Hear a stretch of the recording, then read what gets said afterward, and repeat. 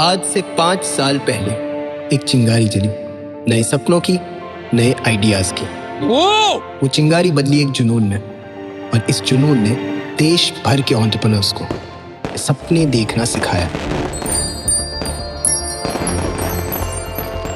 और ये सपने पूरे किए हमारे शार्क्स ने। 5 सालों तक हर आइडिया को दिया एक मौका, हजारों पिचेस, कई सफलताएं, और पूरे इंडिया में फैलती एक नई एंटरप्रेन्योरियल वेव। ये सिर्फ एक शो नहीं, एक क्रांति बन गया। Let's celebrate the 5 years of dreams and ambitions. 5 years of new India and Shark Tank, RCX Lite के साथ।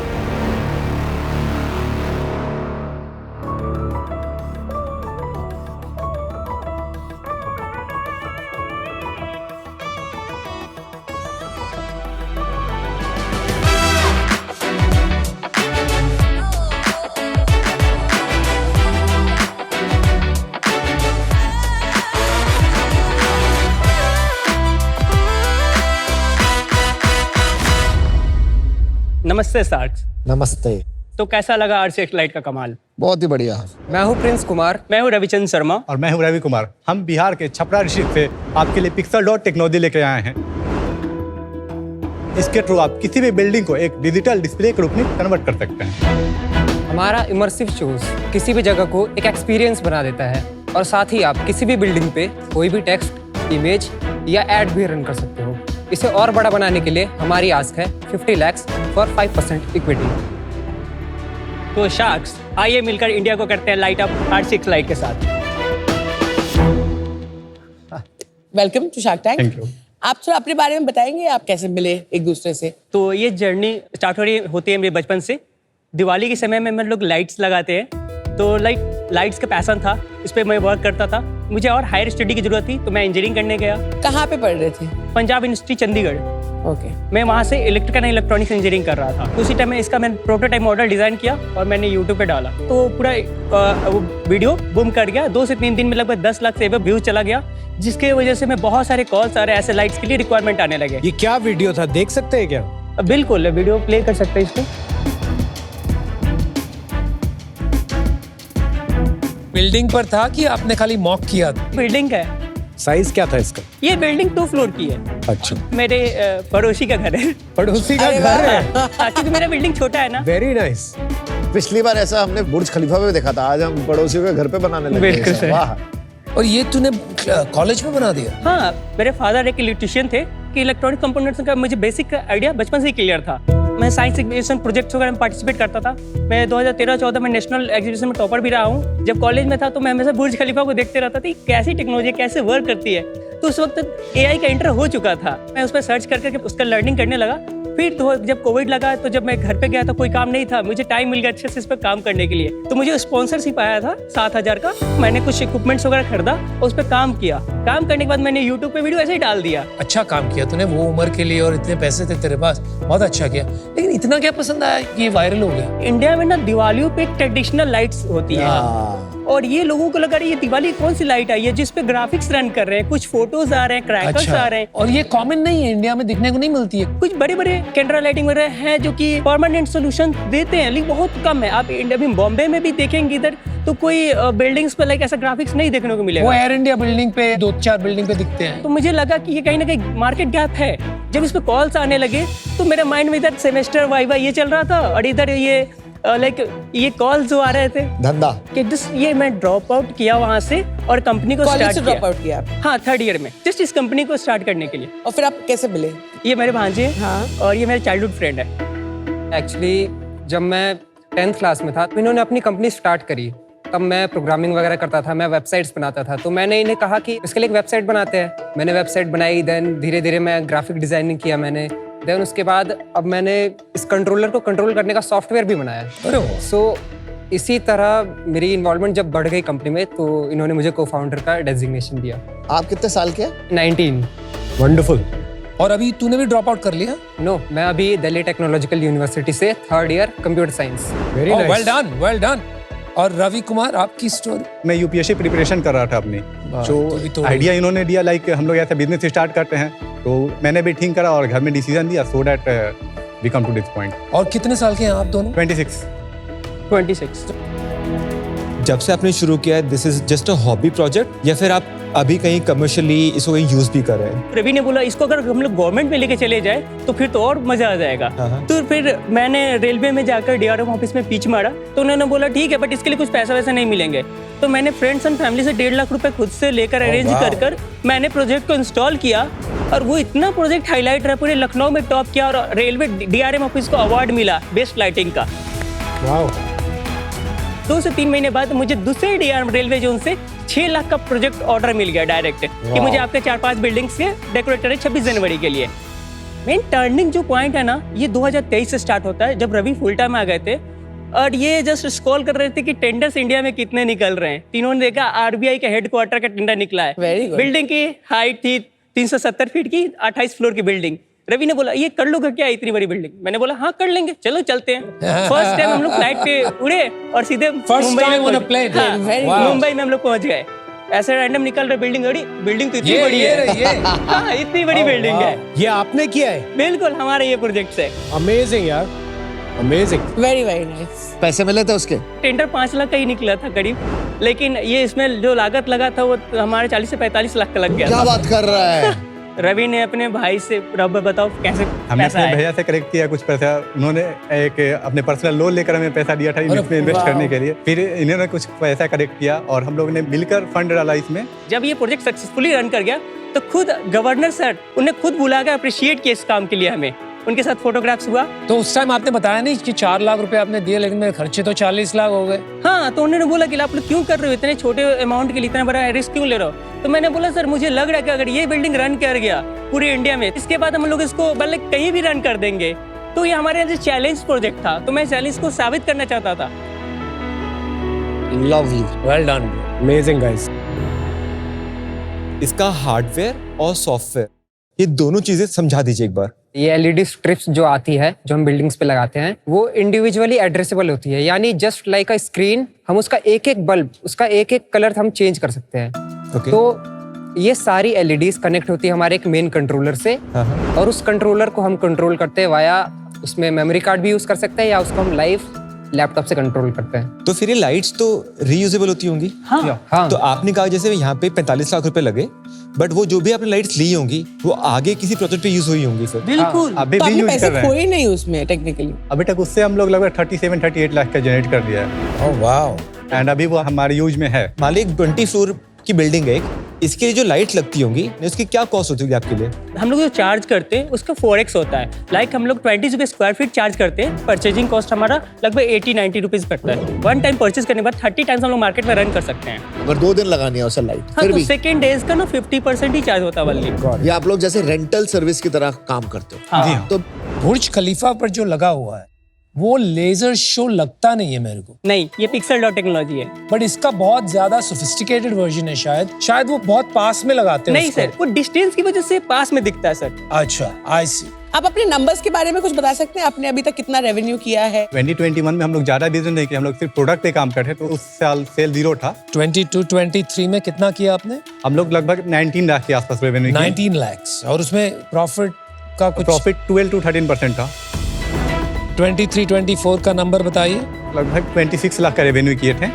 एंड उस समय हम लोग लॉस में थे, लेकिन लॉस में डेप्ट की वजह से थे। एक्चुअली हम लोग पास 1.4 CR का डेप्ट है। इंटरेस्ट की वजह से लॉस हुआ? या तो इंटरेस्ट इंटरेस्ट का खर्चा कितना था 23-24? 25% ईयरली था। फिर भी कितना इंटरेस्ट भरा आपने 23-24 में?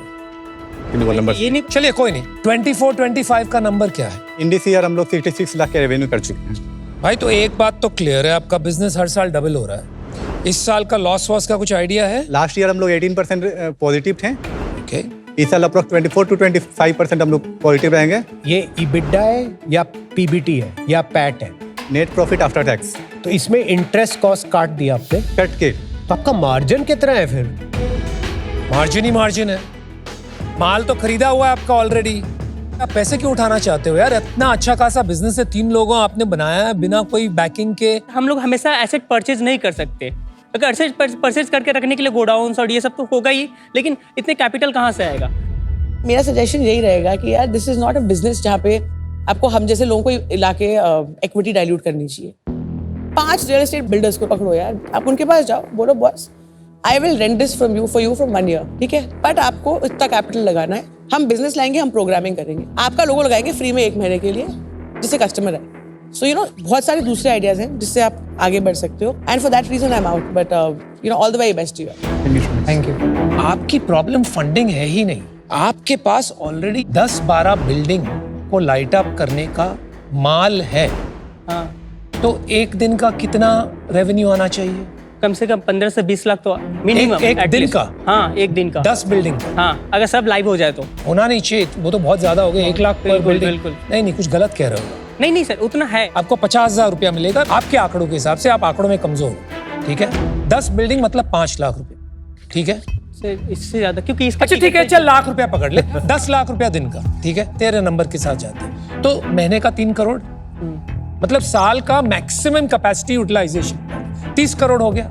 अभी हम मानते हैं कि हम 30% की कैपेसिटी पे चला रहे हैं, तो 6 करोड़ तो होना चाहिए। अभी तो तुम्हारा रन रेट चल रहा है यार 5-6 लाख का। बिल्कुल। तो प्रॉब्लम मनी का नहीं है, प्रॉब्लम एसेट यूटिलाइजेशन का है। योर रिक्वायरमेंट इज इसकी यूटिलाइजेशन बराबर कैसे की जाए। बिल्कुल, आप उस पे फोकस कीजिए। जब तक आप डिस्ट्रीब्यूशन और यूटिलाइजेशन नहीं बढ़ाएंगे तब तक ये बिजनेस बनेगा नहीं। In your best interest I am going to be out, but very impressed. आपकी सफाई, सादगी और सरलता बिल्कुल दिल को छू गई। सलाम। और बस शार्क टैंक पे आने के बाद बहुत सारा बिजनेस आ जाएगा, चिंता मत। यार जब हम बाहर जाते हैं, आइकॉनिक बिल्डिंग्स देखते हैं, तो ये सवाल हमेशा आता था कि यार इंडिया में क्यों नहीं हो रहा है। बिल्कुल। और आज यहाँ बैठने से पहले अगर कुछ ये बोल रहा होता कि कुछ ड्रॉप आउट और कुछ कॉलेज में बच्चे हैं, वो भी एक स्मॉल सिटी से, और ये सोल्यूशन लेके आने वाले, शायद मैं मानता भी नहीं। ये सोचना, कुछ बिल्डिंग्स पे काम करना और इवन गवर्नमेंट प्रोजेक्ट्स लेना अपने आप में बहुत बड़ी बात है। So kudos to what you have done. Challenge आपको समझ में आ गया होगा अभी तक। Look at some iconic building. Burj Khalifa पे लोग करोड़ रुपए पे करते हैं क्योंकि वो बुर्ज खलीफा है। वो सेम लाइट अगर मेरे घर पे होगी ना तो शायद को 10,000 रुपए मिल देगा। बिल्कुल। It is not about seeing my name on any building. Times square पे लोग चाहते हैं अपनी ब्रांड आना क्योंकि वो टाइम्स स्क्वायर है। बिल्कुल। आप अगर इंडिया में ऐसी 10-15 बिल्डिंग में आइडेंटिफाई कर पाए ना और उनको अपना ब्रांडिंग की तरह यूज करें, चाहे वो सेलिब्रिटीज के लिए हो, गिफ्टिंग के लिए हो, बर्थडेज के लिए हो, प्रमोशंस के लिए हो, और लार्ज इन्वेंट्री जो कॉर्पोरेट की है उसको as a hoarding revenue generation. तो एक पार्ट ब्रांड बिल्डिंग के लिए, एक पार्ट बिजनेस के लिए। I think once your asset utilisation will start to kick in, आपका बिजनेस अपने आप बन जाएगा। This is not a investable business, तो मैं कर नहीं पाऊंगा आज इन्वेस्ट। मैं आपको नंबर दे सकता हूँ, अगर आप बाहर कभी एडवाइस लेना चाहें, very very happy to connect, but आज के लिए मैं आउट हूँ। Good luck. यार आप लोग सही हो, बहुत इम्प्रेसिव हो, बिहार के चमकते तारे हो आप। पर ये ना एक सर्विसेज बिजनेस है। ये बिजनेस मेरे को याद दिलाता है जैसे इवेंट्स होते हैं, उसमें बड़ा सारा इंफ्रास्ट्रक्चर लगता है, कोई स्टेज लाता है, म्यूजिक लाइट्स लाते हैं, और फिर वो अपना एसेट यूटिलाइज करके उस रात के लिए, उस इवेंट के लिए फिर ले जाते हैं और फिर कहीं और लगा देते हैं। पर वो बहुत बड़े बिजनेस नहीं बन पाते क्योंकि वो एक लीनियर बिजनेस है। So while my heart was thinking yes, but my mind is saying no, so I am out. Wish you all the best. Thank you. ये आपने जैसे सोचा रवि, सब लोग भी तो सोच सकते हैं। जो मैंने एक एक डिटेलिंग को सीखा है उसको मैंने फीड किया है यहाँ पे, लाइक अपने भांजे में। इसके मैंने बहुत सारे और भी कॉपी बना रहा हूँ। हाँ सर, भांजे में फीड करा। बहुत सारे जो नॉर्मल वेंडर्स होती है वो किसी चीज को स्किप करते हैं, अरे ऐसे नहीं ऐसे करते हैं। लाइक आरबीआई हमें ऐसे प्रोजेक्ट नहीं दिया, वो बहुत डिटेलिंग में जाते हैं। Correct. तो ये इस चीज को हम लोग जो 4-5 साल से काम करते हैं, इस पे जो डिटेलिंग अपने टाइम दिया, रात दिन एक एक दिया, वो सर आई थिंक लग रहा है कि कॉपी करना, जब तक वो कॉपी करेंगे हम लोग बहुत आगे निकल चुके होंगे। जैसे अभी हम लोग इंटरेक्टिव मॉडल पे हम लोग काम कर रहे वो क्या हैं। होता है? जैसे आप लोग जब बैठे रहेंगे ना तो इसमें कोई विजुअलाइज आएगा, आपको देखेगा, आप हैंड चेक करेंगे, वो भी हैंड चेक करेगा। तो ये सब टेक्नोलॉजी में हम लोग काम कर रहे हैं ताकि बिल्डिंग जो बड़ी लगे तो उस पर लाइक वो इंटरेक्ट कर पाए बिल्डिंग। मैंने नोट्स बनाए किस किस पे काम करना है आपके साथ, बताता हूँ। आपकी बुक्स पे काम करना है, आपकी कंप्लायंस पे काम करना है, आपकी कॉर्पोरेट डील्स पे काम करना है, आपकी कैपेसिटी यूटिलाइजेशन पे काम करना है, आपके नेटवर्क एक्सपेंशन पे काम करना है। आपके साथ एक इंडिया में टाइम स्क्वायर और बुर्ज खलीफा जैसी लाइटिंग करने वाली, बहुत अच्छा आइडिया था इसका। मैं एक्चुअली में सोच रहा था हम लोगों को एक जगह लॉन्च करना था, हमने सोचा चल यार बुर्ज खलीफा पे लॉन्च करते हैं। प्राइस देखा, बहुत सही मॉडल है यार। आप कहीं अटके हुए, उससे निकालना जरूर, वो निकल जाओगे ना, आप लोग कुछ कर लो। तो मैं आपको एक ऑफर देता हूँ। जैसे कुणाल भाई कहते हैं, heart is saying yes, mind is saying no. मैं तो हार्ट की सुनता हूँ, माइंड की मैं बहुत बारी भूल जाता हूँ सुनना। 40 lakhs at 12%, not even 25% जो आप लोग दे रहे हो, right? 40 lakhs debt at 12% for 3 years and 10 lakh equity for 5% is what I will do.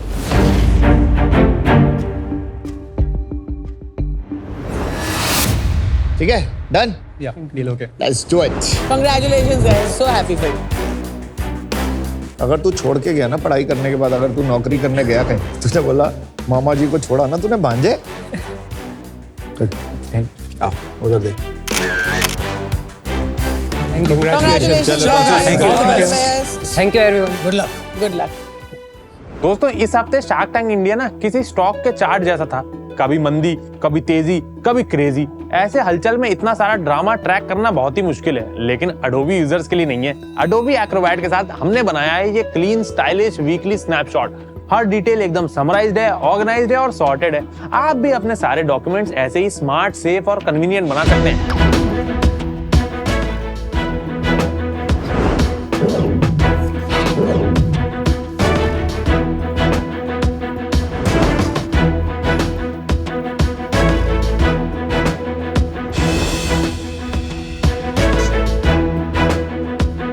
This was the weekly wrap with Acrobat.